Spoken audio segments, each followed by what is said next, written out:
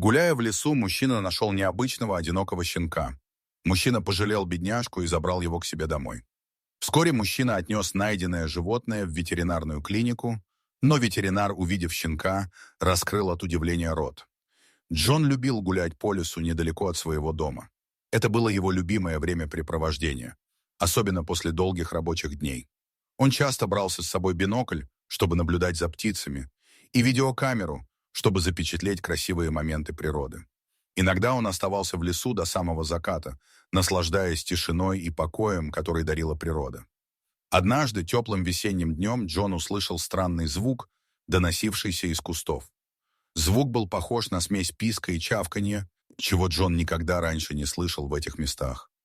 Он остановился в замешательстве, прислушиваясь к необычному шуму, который постепенно становился все громче и настойчивее.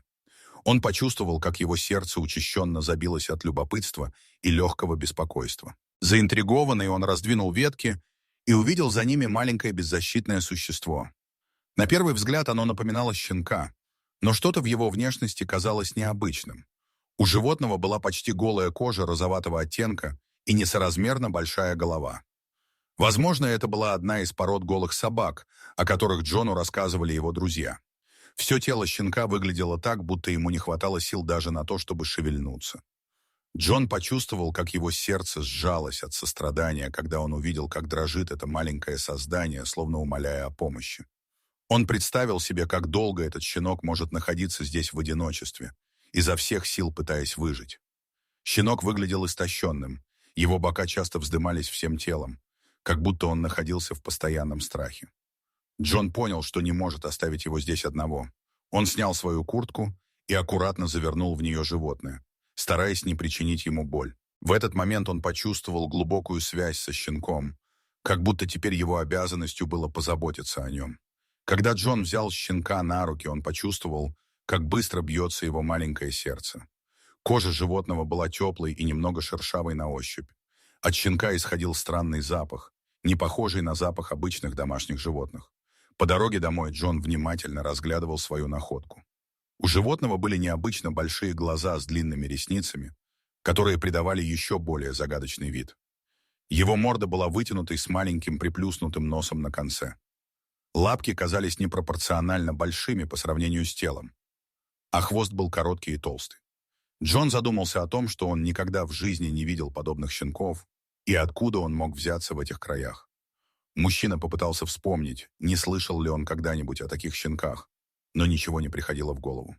Внезапно животное начало издавать пронзительные звуки, похожие на крик о помощи. Джон ускорил шаг, чувствуя, как его сердце колотится от волнения. Он боялся, что щенок может умереть у него на руках. Дома Джона встретила жена Сара. Она удивленно вскрикнула, увидев странного щенка в руках мужа. «Где ты его нашел?» — спросила она со смесью любопытства и опаски. Джон подробно рассказал, как нашел брошенного щенка в лесу, и добавил, что не смог пройти мимо в надежде спасти ему жизнь. Сара, почувствовав жалость к малышу, сказала, что в первую очередь нужно накормить его. Она быстро нагрела молоко и попыталась напоить существо из бутылочки с соской. Однако животное отказывалось пить, отворачиваясь. Мясо, овощное пюре, даже детское питание – все было безрезультатно.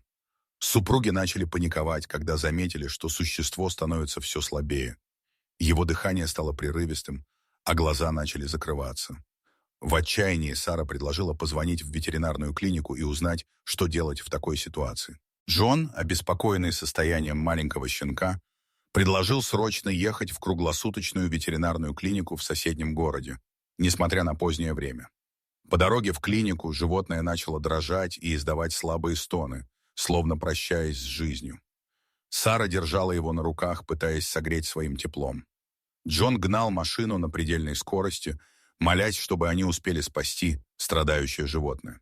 В клинике их встретил пожилой ветеринар Майк с усталым лицом. Увидев необычного щенка, он нахмурился и быстро повел их в смотровую. «Где вы его взяли?» — спросил Майк строго, начиная осмотр.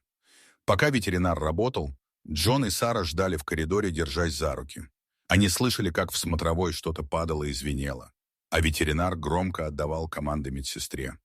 Минуты тянулись мучительно долго, как будто время остановилось. Джон и Сара не находили себе места от тревоги, представляя худший исход. Наконец ветеринар вышел к ним. Его лицо было очень серьезным.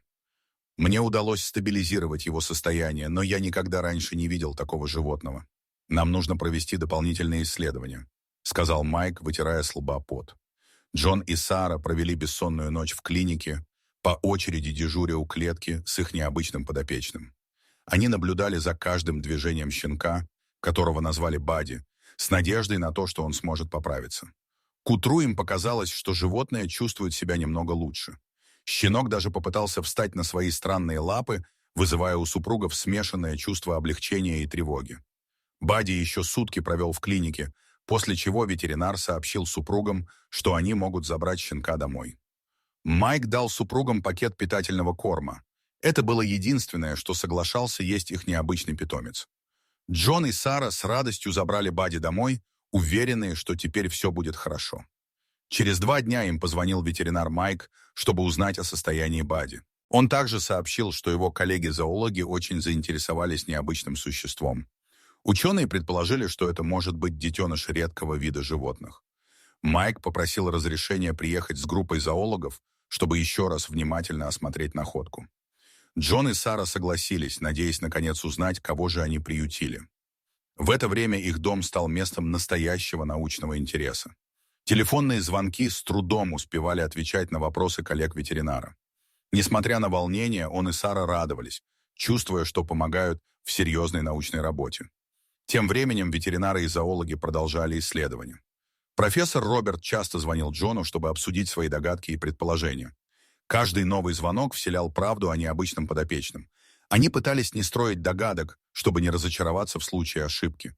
Супруги согласились хранить все в тайне, но любопытство и тревога не покидали их. Каждое утро они с волнением ждали новостей от ветеринара, надеясь узнать больше о происхождении Бадди. Прошла неделя, и за это время животное заметно окрепло. Джон и Сара с радостью наблюдали, как Бадди становился все более активным и уверенно передвигался по дому на своих необычных лапах. Он даже начал издавать радостные звуки, когда Сара приносила ему еду. Еще через пару дней профессор сообщил, что результаты анализа ДНК Бадди показали, он принадлежит к редкому виду млекопитающих, который никогда раньше не встречался в этом регионе.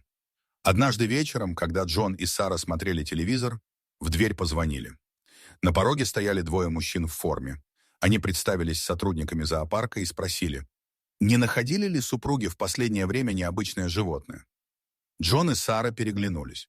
Они не знали, стоит ли рассказывать про свою необычную находку, но тут из комнаты раздался писк, и сотрудники зоопарка насторожились. Супруги неохотно согласились впустить мужчин. Когда те увидели животное, их лица просветлели. Оказалось, что найденный в лесу детеныш – это редкий вид свиней боберуса, который сбежал из зоопарка через щель в ограждении. Сотрудники зоопарка рассказали, что мать Бадди после его исчезновения очень переживает и отказывается от еды. Они попросили вернуть детеныша.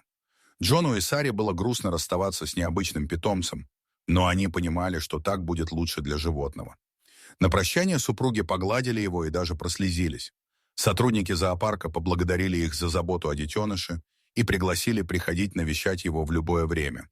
Они также сообщили, что руководство зоопарка решило наградить Джона и Сару пожизненными бесплатными билетами. С тех пор супруги часто приходили в зоопарк навестить своего бывшего питомца.